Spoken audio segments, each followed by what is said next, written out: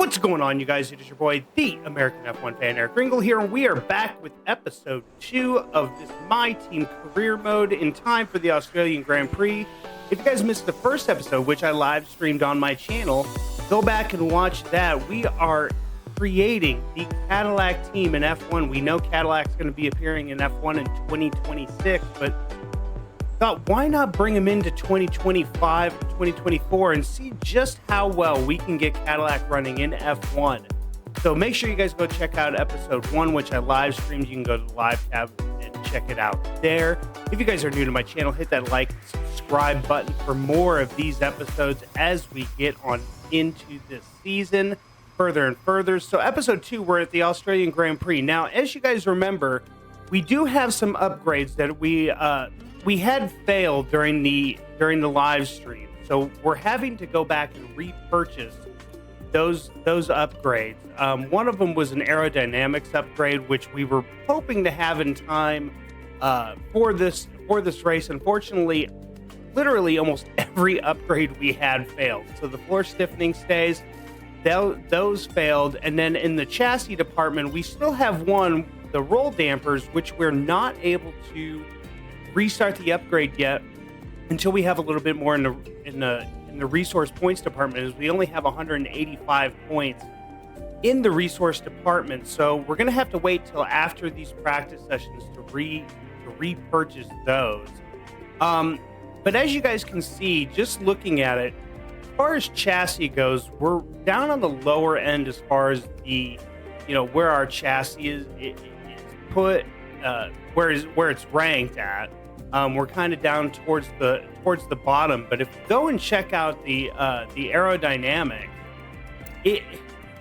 we're actually not we're in a more horrible spot when it comes to the aerodynamics. We're literally 4th from the bottom, but we're so far behind Visa Cash App and likes of Alpine, Aston Martin. So I think going on in the future, for right now, aerodynamics is probably going to be my main focus to get this Cadillac kind of back up, at least fighting towards the middle part of the field for aerodynamics. As far as our engine goes, it's odd, but we are actually one of the top teams as far as when it comes to the engine. We are literally 3rd from the top. And we haven't really had to bring in a whole lot of upgrades, but everybody's so close. Now, remember, we took a Renault engine, and, Alpine has that Renault engine, but they're so far below where we are that it's quite astonishing. So on engine power, we're right up there with some of these other top teams. But as far as aerodynamics and chassis go, we really need to get it picked up. And so, like I said, my focus is going to be a lot of aerodynamics upgrades and some chassis upgrades, and really kind of not focus too much on the engine for right now until we kind of run out of spots for to upgrade the aerodynamics and chassis. Now, when you go look at our facilities, this is one of the things that we really I'm really focused on as well, is getting the build time down right now. Now, as you guys know, in the game, the resource point generation is so much more expensive. So it's a lot harder you're really going to have to build up your bank to get the resource point generation, be able to make that purchase. Now, we do have it in aerodynamics. That was one of our main focuses when we went through to introduce the team, so we have it there, but we don't have it in the powertrain category, the chassis, and in durability. Now, I think the next bit of upgrades that we're going to do to facilities is probably going to be personnel and marketing. I'm not so much worried about durability right now as compared to the personnel department. Want to upgrade the simulator and upgrade the pit equipment so that we can have better pit stops. But simulator will really pick up the pace of Jack Crawford. Now, like I said, if you guys missed episode 1, myself and Jack Crawford scored a 10 and 11. We got our first points of the season.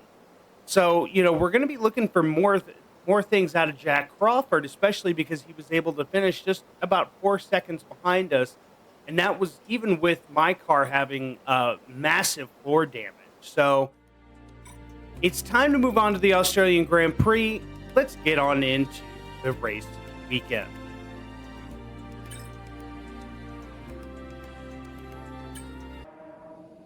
Moving into the race weekend, we do have rain in practice 1 and practice 3. A little bit of rain there. No rain for qualifying or the race itself. So that's a good sign. As you can see here, this shows us that we failed on all 3 of our upgrades. Weather for the qualifying and for the race, it's going to be absolutely dry. So we're going to be looking at probably going with a more dry setup for the race weekend. So let's move into practice.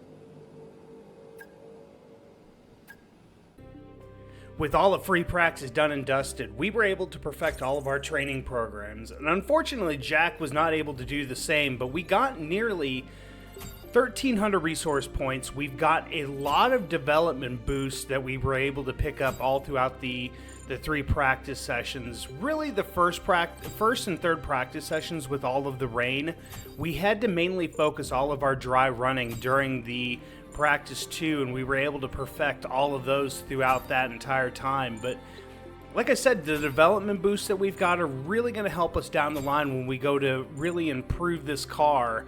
When we go to look to upgrade the car even more. And more importantly, the Team Acclaim, we were able to get it up to a level 10, which means we, at the end of this episode, we can look at potential new sponsors to add to the car and to add a little bit more money coming into the team. So it's just about time for qualifying. So let's move on into qualifying and see where we can put this car at.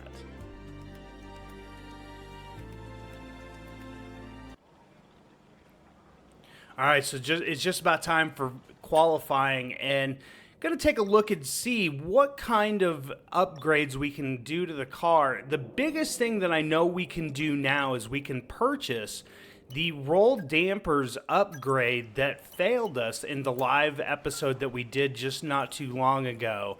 We're going to finally be able to move that, back and get that fully upgraded.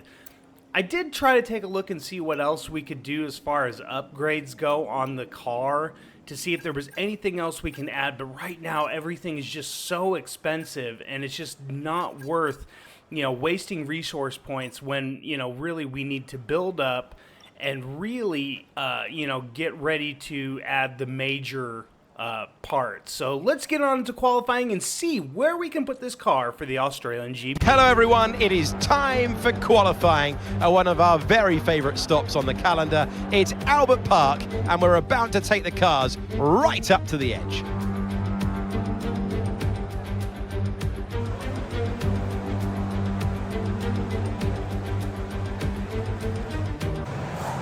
All right, it's time for Q1. We need to see where we can put this car. So we're going to take our first set of soft tires, go out on our first lap, and see exactly where we can put this car, what kind of time we can put up, and see if it's going to compete. So let's get on to our first lap. All right, so time for our first lap to get underway, just coming out of this last corner. Let's see what kind of run we can get. All right, so starting our first lap here, coming down that main stretch. One of the things that as I look back at this first lap in Q1, I realized that I was very tentative in going into a lot of these corners. I was almost playing it a little too safe. As you'll see me a lot of times, I'm braking a lot more earlier than I needed to be, not carrying as much speed into corners as you'll see. As you saw the first couple of corners, I seem to be very tentative. But coming into this second sector, you got to remember, with me playing on the controller, it's a lot more difficult to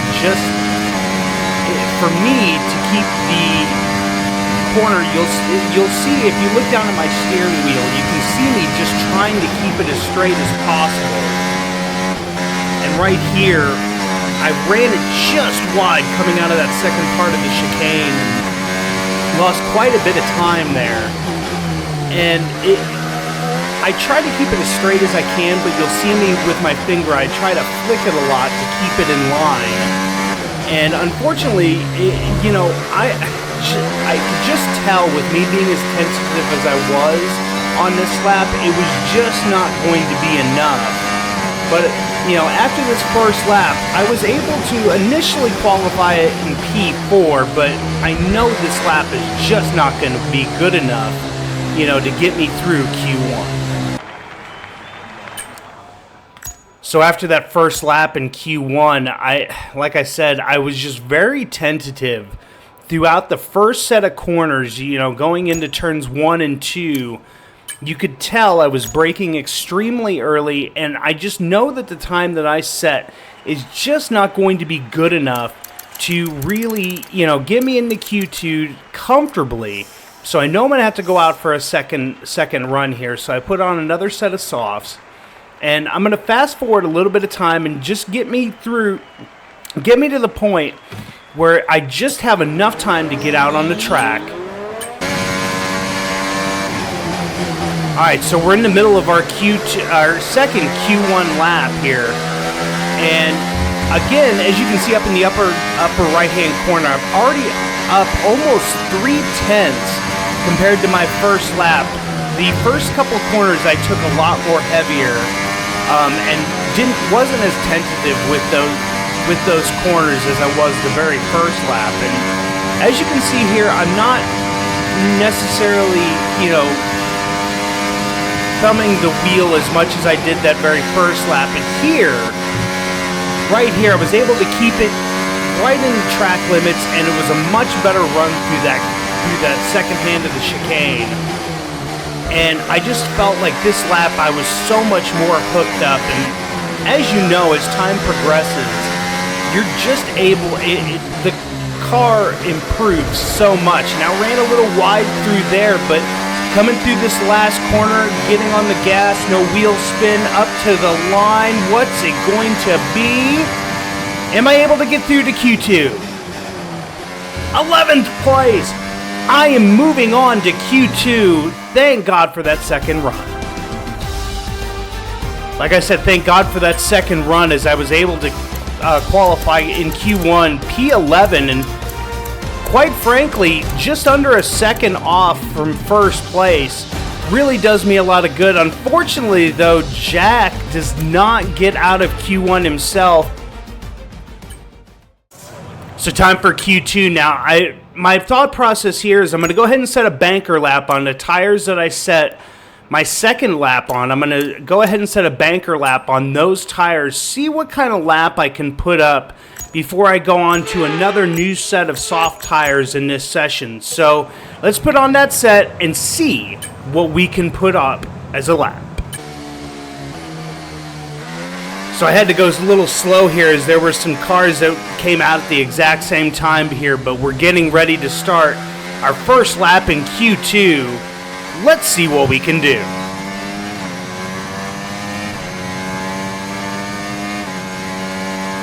One of the biggest things I told myself in Q2 was do not be as tentative as you were in the first qualifying session going through those first set of corners.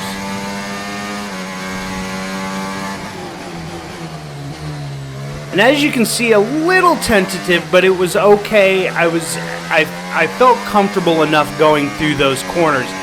This section right here gives me so many problems. Just when I was running it in practice and then even in the race, you can see there were a couple times I didn't feel comfortable going through there. As we move further along in this qualifying, in this Q2 lap, right here, I almost turned in a little too soon. I wasn't as flat out as I wanted to be going through that corner, and I definitely lost some time compared to what my second lap in Q1 was. And again, just really braking too early, and I think that really hampered me on this lap.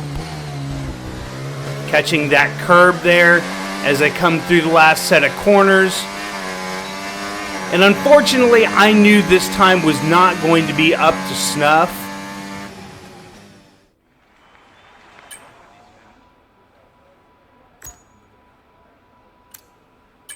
So Q2 moving right along. Like I said, I realized that lap was not going to be nearly the lap I was going to need to get me into Q2 or Q3. As you can see, I'm second to last as far as where my time was at. And I knew I was going to need to put on a new set of tires to go out and try to set a much better lap to potentially get myself into Q3. I'm not feeling it necessarily the way I should, but let's get into this last lap and see what I can do. So like I said, this is our very last lap in Q2 to see if we can move out of Q2 and into Q3. This lap has got to be the lap that I just lay it out all on the line. You can already see going into this first corner, I started to turn in way too early, and you can see I'm just not up on the time where I need to be.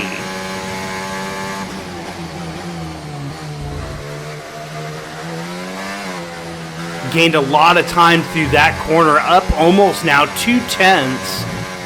Oh, and I caught that curb, and it literally almost wanted to spit me out to that opposite wall.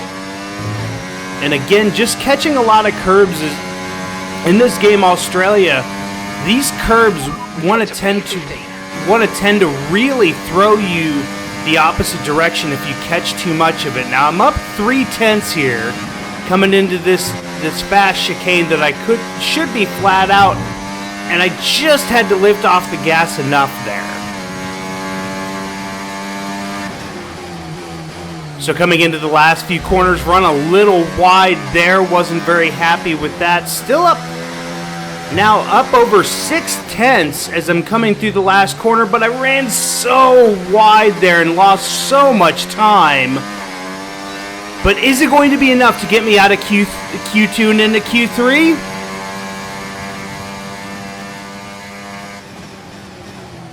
Unfortunately not, as I'm going to qualify P12.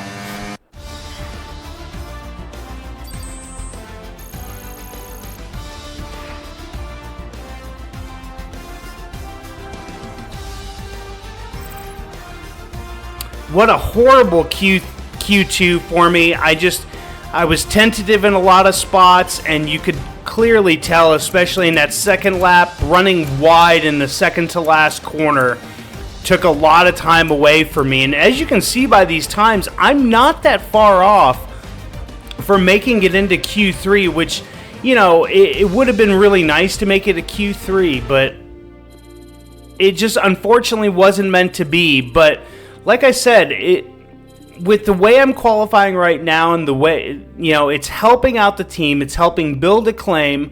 Like I said, we're now going to be able to get a second sponsor for this car, and we're going to be starting in a really good position at P12. You know, Jack starting at the back of grid. What can the Cadillac team do? It's race day in Australia, and I'm starting from 11th, whereas my teammate Jack Crawford is starting from second to last. What are we going to be able to do for the Australian Grand Prix? Will we be able to score points again? Will Jack finally be able to score a point for the team? It's time to move on into the race and see what the Cadillac team can do. Welcome to Albert Park for the Australian Grand Prix. For many years, it was the season opener, but in recent times, it fell victim to the pandemic reshuffling. I'm happy to say it is now back at the heart of the F1 calendar.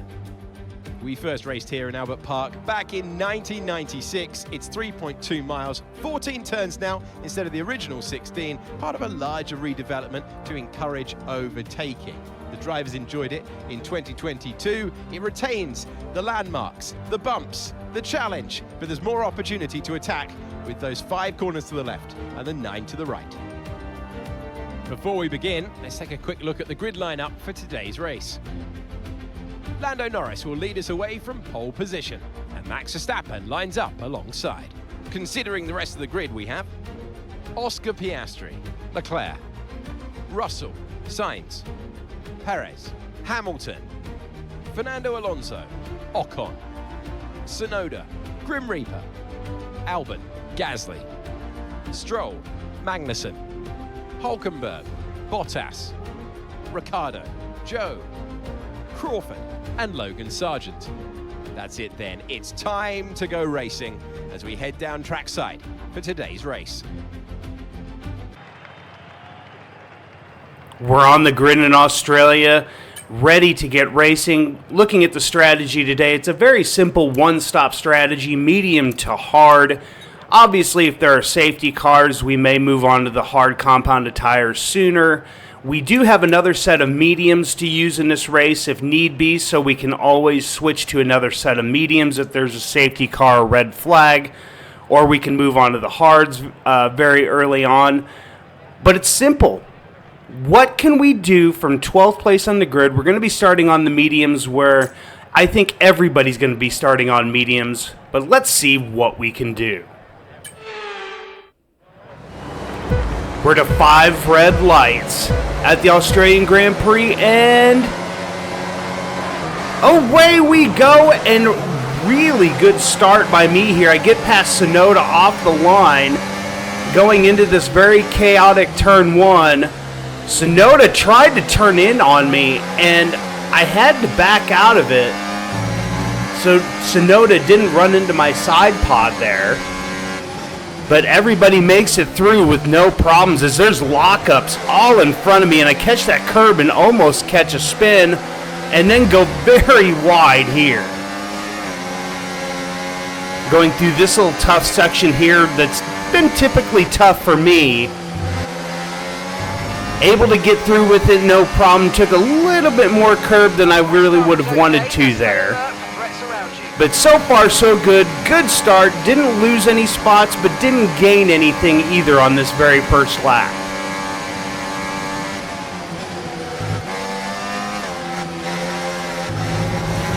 Ooh, got a little wide into the gravel there. Lost a little bit of time to Yuki ahead of me. And then almost into the back of Yuki. But all well and good. No damage on this first lap.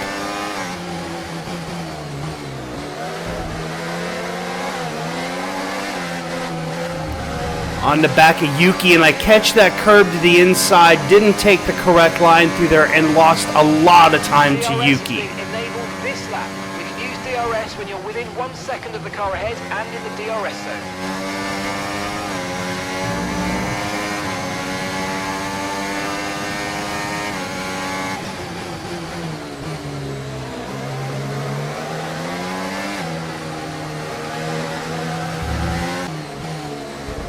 Moving on to the end of lap 3, on to lap 4.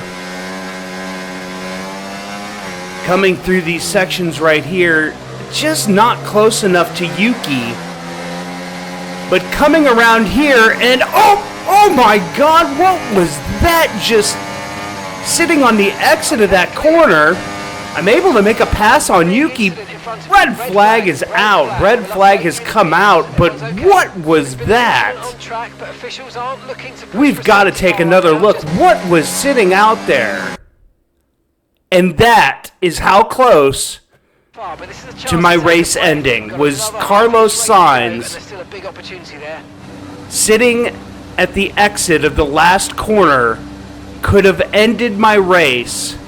How lucky am I? But under red flag conditions, looking at what we're going to go to, it looks like we're going to go hards the rest of the way to the end of the race. The hards are going to be extremely worn out towards the end of the race. We may have to make another pit stop towards the end. Like I said, we have another set of mediums to potentially use in this race, but I'm going to go to the hards, going to go to the end, hopefully, and see what we can do. Hopefully these hards won't wear out too bad. Let's make the best of this restart. Back to 5 red lights as a restart is underway on lap 6. And away we go, and another really good start by me here. Get past Hamilton on the open, and really close to having Leclerc come across me. And look at all this. Oh my God, you have 5 drivers, Ocon, Albon, Alonso, all just basically in the way and making a move. Unfortunately, trying to pass Ocon, I get some side pod damage, and getting a little ballsy there and making the pass on Alonso in that corner. That is not a passing opportunity typically, but I had to take my shot where I could get it, especially on lap 6, trying to get as far ahead as I can, maybe.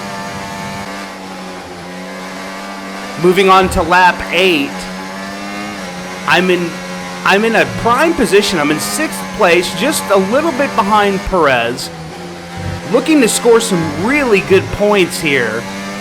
And I'm within DRS range of Perez, but then obviously right behind me, Alonso is in DRS range as well. Am I going to be able to attempt to make a pass here on Alonso going into this corner? Let's see. Just not close enough, but I'm going to hopefully get a good exit here to where I can potentially make a pass go on this DRS straight going into this next corner.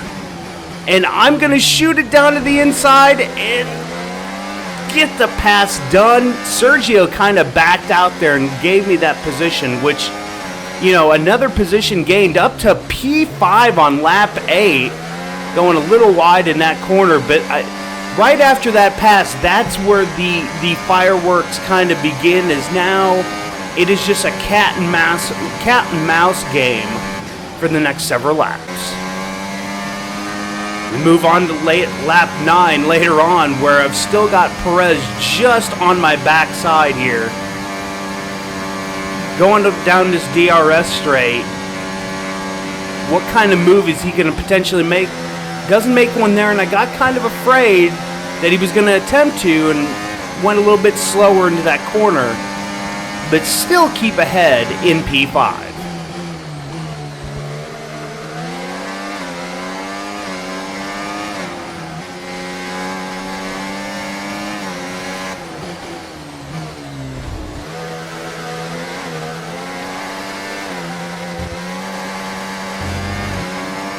Coming down the front straight here, lap 9, and Perez is right on my back end, but he gets it to the inside of me, but he just doesn't fancy the move right now, and he backs off and lets me keep that P5.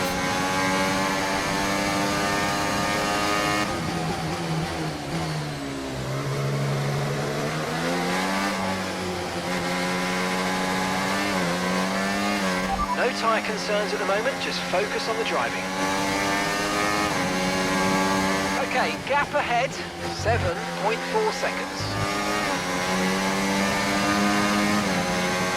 Almost 7 seconds behind Piastri. Not going to catch him anytime soon as I continue to lose time to him, but Perez is looking to make a move here on this DRS straight. What is he going to... He's going to choose better and not try to make the move and get a decent run through here to where he doesn't try to attack me.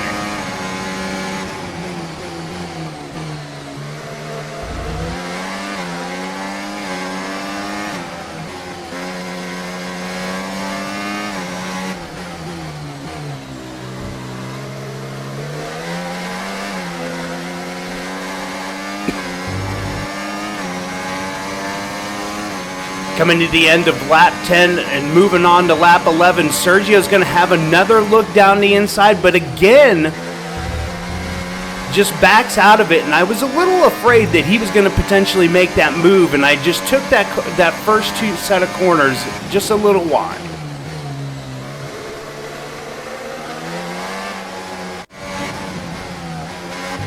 Moving on to lap 11, Sergio Perez finally was able to make the move around me, but then I'm getting attacked by everybody. Alonso, and I just send it against Alonso going back into that corner to try to at least lose only one position to a much faster Perez in a Red Bull, but I go way wide, get on the grass, and that's not going to set me up good with Alonso being just right behind me at the end of a lap 11.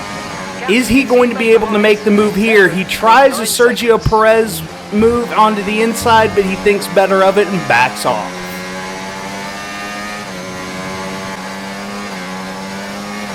End of lap 12 now. Alonso still right on my tail. I've lost almost 2 seconds to Sergio in front of me. He tries to make that same move that Sergio does, but this time I know that he's not there anymore. Run it a little wide just out of corner 2, but I'm still able to keep ahead of Alonso. But now, Alonso has been passed by Leclerc, as Leclerc took advantage of the fact that Alonso was being so passive there. Moving on to lap 13, I've got Leclerc right on my back end. Leclerc looking to make that move to the inside, and he does. I barge him out of the way to keep that position. Got a little bit bargy there, and I will say that that's probably, I could see that being a potential penalty, but I'm just trying to keep the positions that I've got to secure some good points for Cadillac here.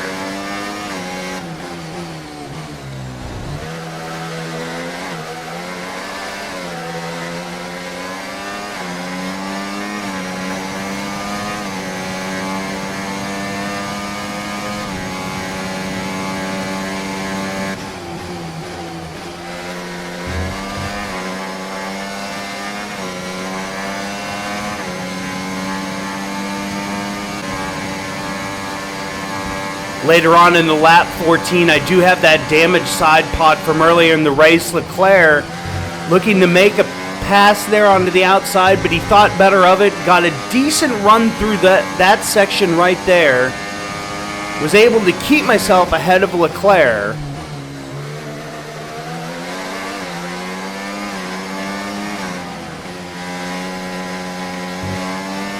Green flag. And I see this green flag pop up, and at the time I was wondering what it was, but as I started to look in the corner, it looked like there was a car going really slowly through a section that was just behind us, as Leclerc looks to make a move there on the inside, but thinks better of it. Again, just positioning myself right. End of lap 16 here. Coming onto the front stretch here, ran it really wide, and that gives Alonso an opportunity to try to get past me.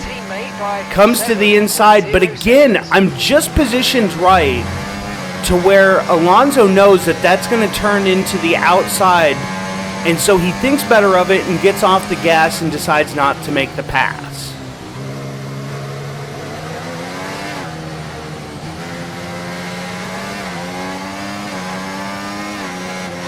No tyre concerns at the moment, just focus on the driving. Okay, the safety car is out. The safety car's and the red flag is out, and for all what we needed, Jack Crawford retires. As you saw that markup at the top, Jack Crawford has to retire from the race, and it's a really painful sight to see that Jack Crawford's not going to be able to score points or potentially score points for us. So we're running it alone as the lone Cadillac left in the field, looking at strategy for after the red flag. Luckily, we have another set of mediums to move on to in this race. So back to 5 red lights, and we are underway for the second restart on lap 19 and get another really good start. Am I going to be able to get past Russell? Yes, I get past Russell, and fighting with Max Verstappen just on the inside, and I make the pass on Max. I'm up into P3, just behind the 2 McLarens, with Max Verstappen right behind me.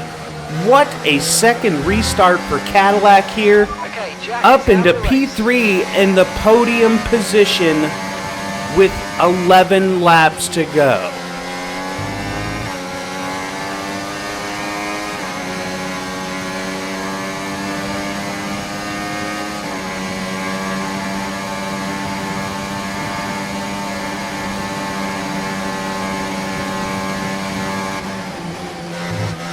Max having a quick look down the outside of me into that corner and thought better of it. Assuming they still look inflated to you, we're going to guess that it's just a bad sensor. Shouldn't be anything to worry about.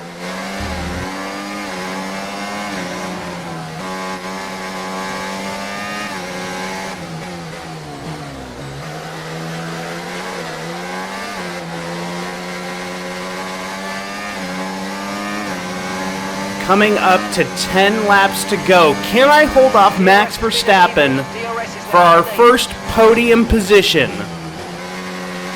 I'm not holding my breath, let's be honest. Max is a hard guy to race. Now coming up to 9 laps to go. Max is right on my tail end. What is he going to be able to do? He goes to the inside.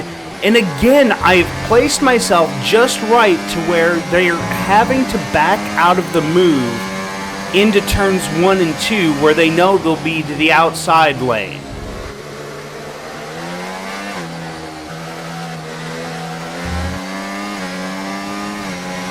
And I'm really holding up Max here as now the McLarens ahead of me have pulled almost 2 seconds, almost 3 seconds gap between myself and Max Verstappen. But coming onto this DRS straight right here, I know that it's going to be really almost impossible to keep Max Verstappen behind me as Max makes the pass before even going into that corner. And there's a caution that comes out.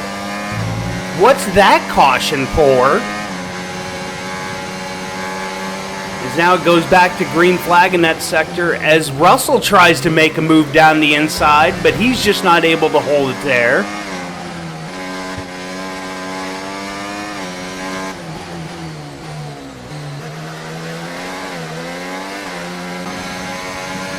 So moving on to lap 22 of 29, 8 laps to go. I've got Russell right behind me. The McLarens ahead of me are switching back and forth between the lead. Russell attempts to make the move. I keep it there. We were right next to each other. We both gave ourselves plenty of room, which was great to see. And I was able to keep the position and keep ahead of Russell.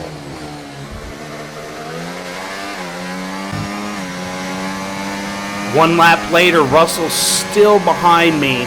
Still trying to chase me down. What is he going to be able to do here? Is he going to be able to make the pass on this DRS straight?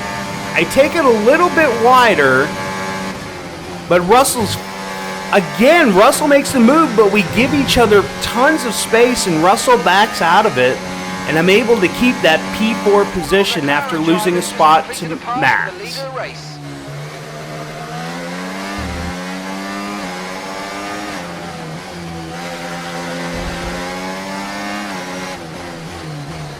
Russell attempting to make a pass here going into the last couple sets of corners.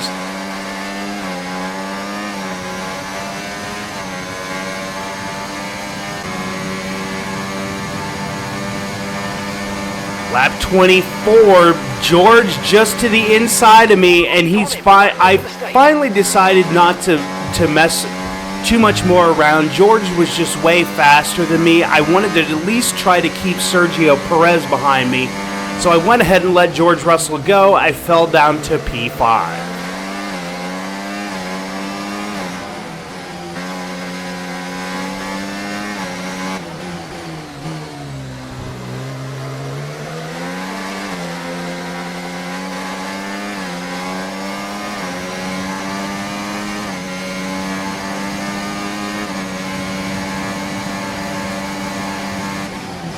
Sergio Perez having another look, and he backs it out again, knowing he was not in a good position. Now with 5 laps to go, coming down this DRS straight, trying to keep Leclerc and Perez right behind me to keep this P5. But somebody comes to my outside, and I didn't know at the time who I had made contact with, but as you'll see here in just a moment, Leclerc falls way off the pace, and I don't have the replay of it, but I did end up coming over just enough, and I clipped Charles Leclerc to the point that he fell and had to pit because I damaged his front wing. And oh my goodness, I get a snap of oversteer in the back end and almost spun it coming out of that last corner. But now Perez is right back on my tail. He's coming to make that move to the inside, but again, position is key going into these first 2 corners.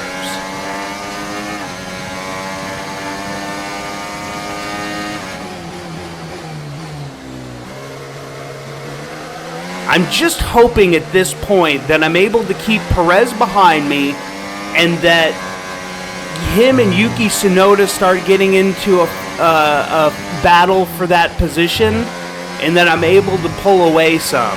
But coming onto this DRS straight with 2 laps to go, Sergio Perez has set himself up well to potentially make this pass here. He goes to the outside. Okay, we've lost a position. And he finally gets the pass done, and I positioned myself quite poorly there. And then Yuki Tsunoda got a run out of that corner, but just not good enough of a run to make a pass. So now I've got to try to catch back up to Sergio. Now on to the last lap of the Grand Prix. I'm still trying to chase down Sergio Perez, but at this point, I know my best bet is to just keep Yuki Tsunoda behind me, position myself in the right spots to not lose another position before the end of this race, and score Cadillac some big points here.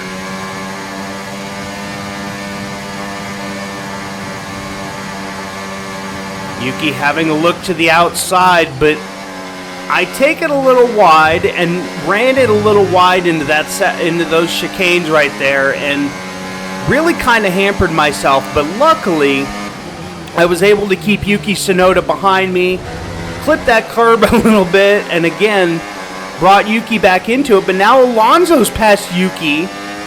Is Alonso going to have a shot at me before the end of this race? Almost spin it again coming out of the second to last corner, but Cadillac and myself are going to be able to hold on and a second straight points finish. He has left the field in his dust. Oscar Piastri takes the win.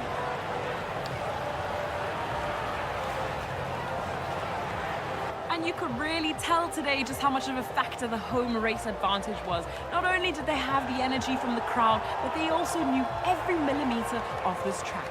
That's what the home race advantage means.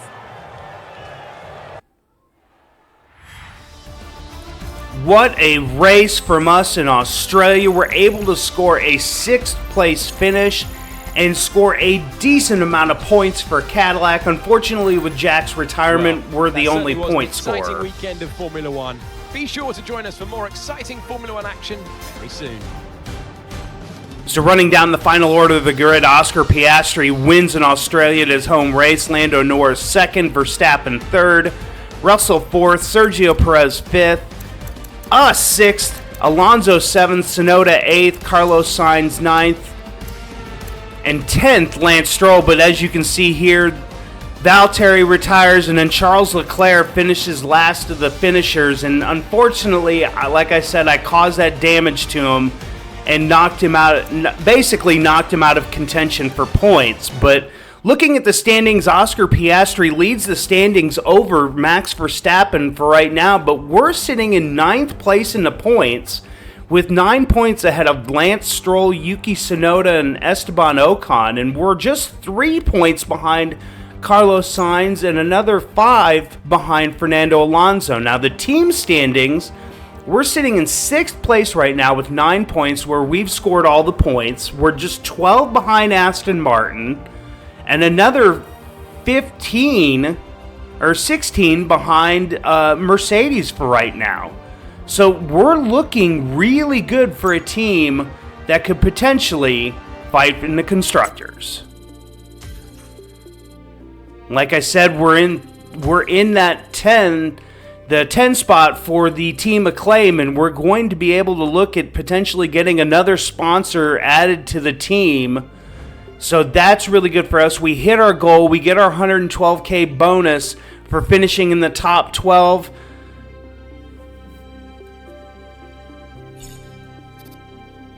Boosts our money up to 1.36 million.